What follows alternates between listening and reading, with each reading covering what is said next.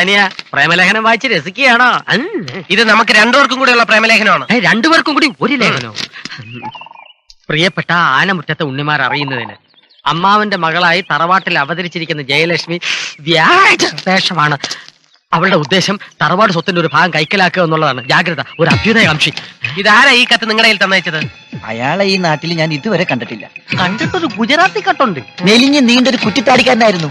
താടിയില്ല. താടിയുണ്ട്. താടിയില്ല. താടിയുണ്ട്. യാതൊരു പരിചയമില്ലാത്തവന് ലെറ്റർ മേടിച്ചോണ്ട് വന്നിട്ട് ഇതുവല്ല ലെറ്റർ പോകുമ്പോയിരുന്നു ഇപ്പൊ പൊട്ടി തെറിച്ചേരെ. മണ്ടം കൊണാപ്പിള അലവല. എന്നാലും ആരായിരിക്കും ആ അഭ്യുദയകാംക്ഷി? അതിനെ കുറിച്ചൊന്നും നീ അന്വേഷിക്കണ്ട. എത്രയും പെട്ടെന്ന് നീ തറവാട്ടിൽ നിന്ന് ആ പെണ്ണിനെ ഇറക്കി വിടണം. വരട്ടെ. ഈ ഊമക്കത്തൊരു തെളിവാക്കാൻ പറ്റില്ല. ശരിയായ തെളിവുകൾ ശേഖരിച്ച് അവൾ ആരാണെന്നും അവളുടെ ഉദ്ദേശം എന്താണെന്നും മനസ്സിലാക്കിയ ശേഷം പറഞ്ഞു വിട്ടാ മതി. എന്റെ അനിയനാണെങ്കിൽ നിനക്ക് ബുദ്ധിയുണ്ട്.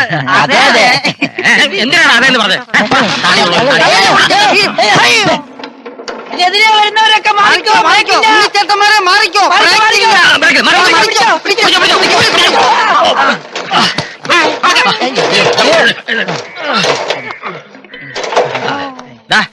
പറഞ്ഞ വിചാരി എന്തായി? സംഗതി ഒപ്പിച്ചു. എങ്ങനെ ഒപ്പിച്ചത്? പറ. ഇങ്ങനെ ഈ കാലി കുപ്പി അല്ല ഉണ്ണിച്ചേട്ടാ, കുപ്പിയിൽ ഇറക്കാന്ന് കേട്ടിട്ടില്ലേ? അതിനുള്ള ഉപകരണമായത്. അതിനവൾ ഇതിനകത്ത് കൊള്ളൂ. ഇനി അഥവാ അവളെ അതിനകത്ത് കുത്തിക്കയറ്റി അതിന് എന്ത് ചെയ്യാനാ? അവളെ കെട്ടാനല്ല, പിന്നെ അവളെ രക്തം ഊറ്റിയെടുക്കാനാ. രക്തം ഊറ്റിയെടുക്കാനോ? എന്തിന്? അവളുടെ അച്ഛൻ ആനമുറ്റത്ത് ശിവശങ്കര മേനോൻ ആണോ അല്ലയോ എന്ന് അറിയാൻ വേണ്ടി പുതിയൊരു പരീക്ഷണമുണ്ട്. IRDP എന്നോ മറ്റാണ് അതിന്റെ പേര്. അവളുടെ രക്തം കൊണ്ട് കൊടുത്താൽ മതി, തന്തേനെ അവര് കണ്ടുപിടിച്ചോളും. എന്റെ അമ്മൂമ്മയുടെ IRDP രണ്ടും സ്ഥലം. അല്ല അല്ല, നിങ്ങളെ ബുദ്ധിമുട്ടിക്കൂല. അവള് കിടന്ന് ഉറങ്ങുമ്പോ കയ്യോ കാലോ വെട്ടി കുറെ രക്തം ഞങ്ങൾ ഊറ്റിയെടുത്തോളാം. കയ്യും വെട്ടണ്ട, കാലും വെട്ടണ്ട. അവൾ ആരാണെന്ന് ഞങ്ങൾ കണ്ടുപിടിച്ചോളാം. ഇപ്പൊ സമാനായി. നമ്മൾ മെനക്കെട്ടത് വെറുതെ. പോക്കത്തന്നെ കാണിക്കരുത്. ആ ചാള പറയുന്നതിന്റെ ഇവിടെ പറങ്ങി മാങ്ങിയിട്ട് മാറ്റിയതല്ല, അസൽ കനാൽ പരിങ്ങിയിട്ടും ഒരു വാങ്ങിച്ചോണ്ട് വിട്ടു.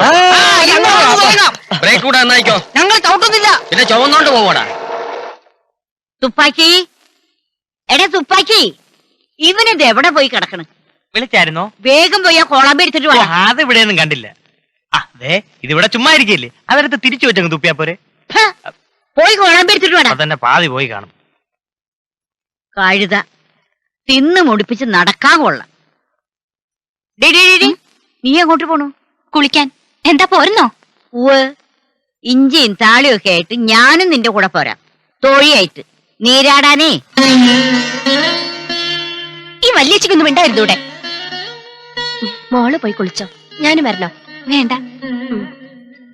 കൂടെ പോകാഞ്ഞതെന്തേടി? ചെന്ന് കുളിപ്പിച്ച് തോർത്തി കൊടുത്ത് കൊണ്ടുവന്ന് തൊട്ടിലും കെട്ടി ആട്ടി കൊടുക്കാൻ മേലായി. അതെ, എന്ത് ചെയ്യണമെന്ന് ഞാൻ തീരുമാനിച്ചോളാം.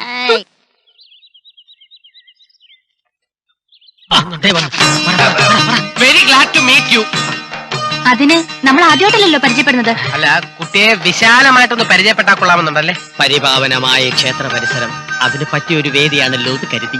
ശരി, പരിചയപ്പെട്ടിരിക്കുന്നു. എന്താ പോരെ? നൊന്തോ? സ്വല്പം. ചില വിവരങ്ങൾ അറിയാനുണ്ട്. ചോദിച്ചോളൂ. ഈ ലക്ഷ്മി എന്നുള്ളത് കള്ളപ്പേരാണെന്ന് അറിയാം. യഥാർത്ഥ പേരെന്താണ്?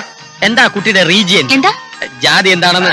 റിലീജിയൻ. അതെ. എന്താണ് വിദ്യാഭ്യാസ യോഗ്യത? കുട്ടിയുടെ അച്ഛന്റെ പേര്, അമ്മയുടെ പേര്, അമ്മൂമ്മയുടെ പേര്, അപ്പൂപ്പന്റെ പേര്. ഇതിന്റെ കല്യാണാലോചനയ്ക്ക് വന്നതാ? അല്ല, കുട്ടിക്ക് അങ്ങനെ ഒരു ആഗ്രഹം മനസ്സിലുണ്ടെങ്കിൽ അതിന് ഞാനൊരുക്കുക. ബാച്ചിലർ. ഞാനൊരു ചാൻസലറാണ്. അല്ല, വിവാഹത്തിന് ചാൻസ് അന്വേഷിച്ച് നടക്കുന്ന ഒരാൾ. ഞങ്ങൾ പുകഴ്ത്തി പറയാണെന്ന് കരുതരുത്. ലക്ഷ്മി ആയതുകൊണ്ട് മാത്രമാ. മറ്റാരെങ്കിലും ആയിരുന്നെങ്കിൽ ഈ ആനമറ്റംകാരെ അതൊന്നും പറയണ്ട. ഞങ്ങള് മൂക്കൊണ്ട് ക്ഷ ഇറാന്ന് വരപ്പിച്ചേനെ. മറ്റേ കാര്യം നീ ചോദിക്കണോ അതോ ഞാൻ? കുട്ടി ആരാണെന്നുള്ള സത്യം ഞങ്ങളോട് തുറന്നു പറഞ്ഞാൽ എന്തുപകാരം ചെയ്യാനും ഞങ്ങൾ ഒരുക്കമാണ്. അതല്ല, ആനമുറ്റങ്കാരൻ വേണ്ട. ഒരു കാര്യം ഞാൻ പറയാം. ആനമുറ്റം തറവാട്ടിൽ നമുക്കെല്ലാവർക്കും തുല്യ അവകാശമാ. ഇനി എന്റെ പുറകെ നടന്ന് ശല്യം ചെയ്താൽ ഞാൻ പോലീസിൽ കംപ്ലൈന്റ് കൊടുക്കും. പറഞ്ഞില്ലെന്ന് വേണ്ട.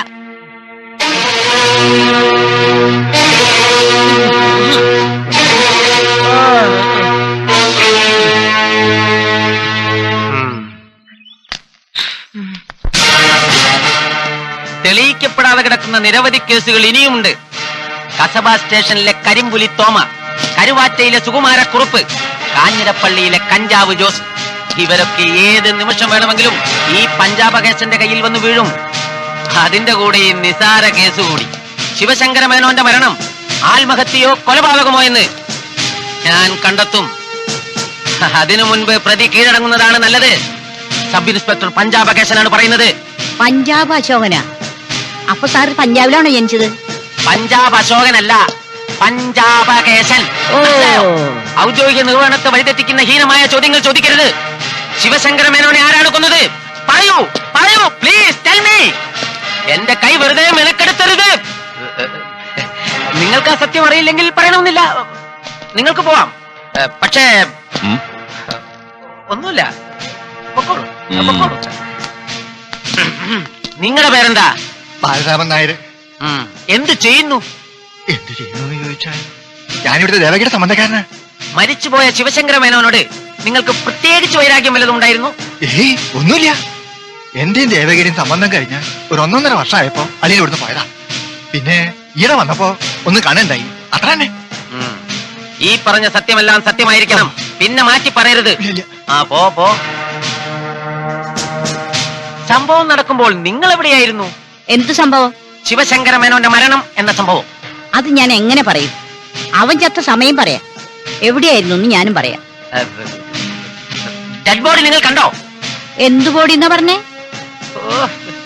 കേറിപ്പോ. ശിവശങ്കര മേനോൻ ചത്തുപോകണമെന്ന് നിങ്ങൾ ആത്മാർത്ഥമായി ആഗ്രഹിച്ചിരുന്നില്ലേ? ഇല്ല. അയാൾ മരിച്ചാൽ നിങ്ങളുടെ മകനെ കൊണ്ട് വിളക്കെടുപ്പിക്കാമെന്ന് ഒരു ഉദ്ദേശം നിങ്ങൾക്കുണ്ടായിരുന്നില്ലേ? ഇല്ല. എന്തു ചോദിച്ചാലും ഇല്ല ഇല്ല എന്ന് പറയാൻ നിങ്ങൾ കരുതിക്കൂട്ടി തയ്യാറെടുത്തിരുന്നില്ലേ? ഇല്ല. ഓ, ഒന്ന് കേറി പോകുന്നുണ്ടോ?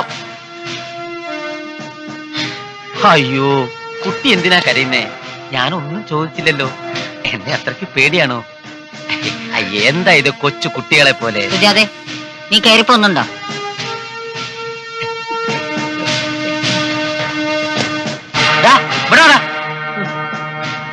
നിന്റെ പേരെന്താടാ? ചന്തു. തുപ്പാക്കി ചന്തു എന്ന് എല്ലാരും വിളിക്കണേ. നിന്റെ അച്ഛൻ എന്താ തോക്കോ? അല്ല. ശിവശങ്കര മേനോനെ കൊന്നതിന് നിനക്ക് എത്ര രൂപ കിട്ടി? പോടാ. കുറുപ്പേ, വണ്ടിയെടു. ഇന്ന് വരെ ഈ തറവാട്ടില് ഒരു പോലീസുകാരൻ കയറി വരാനുള്ള ധൈര്യം കാണിച്ചിട്ടുണ്ടോ? ഇപ്പൊ ഇത് ആര് കാരനാ? ഇപ്പോൾ ഒറ്റരുത്തിയ കാരണം. ഞാൻ പോലീസിനെ വിളിച്ചു വരുത്തിന്നാണോ പറയുന്നത്? കുട്ടി ഇങ്ങോട്ട് വന്നോണ്ടാ പോലീസുകാരെ അന്വേഷിച്ച് ഇങ്ങോട്ട് വന്നത്. കുടുംബത്തിൽ ഒരാളുടെ മരണം സംശയമായി നടന്നാൽ അന്വേഷണമായി പോലീസ് ഇങ്ങോട്ടല്ലാതെ എങ്ങോട്ടാ പോവാ? അതിന് ഇവിടെ വെച്ച് ആരും മരിച്ചിട്ടില്ല. ഇവിടെ വെച്ച് മരിക്കണമെന്നില്ല. ഇവിടെയുള്ള ഒരാളെ എവിടെ വെച്ച് മരിച്ചാലും പ്രാഥമിക ഒന്ന് നിർത്തുന്നുണ്ടോ? ഇവിടെ പെണ്ണുങ്ങൾ സംസാരിക്കുന്നിടത്ത് അയാൾ ഒരു പ്രാഥമികം.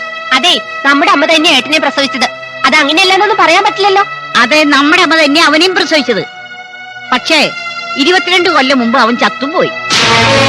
അന്ന് മരിച്ചതേ നിങ്ങളുടെ അനിയനാവും. പക്ഷെ എന്റെ അച്ഛൻ ഇപ്പോഴും മരിച്ചിട്ടില്ല. എന്റെ മനസ്സിലുണ്ടാവും എന്നും.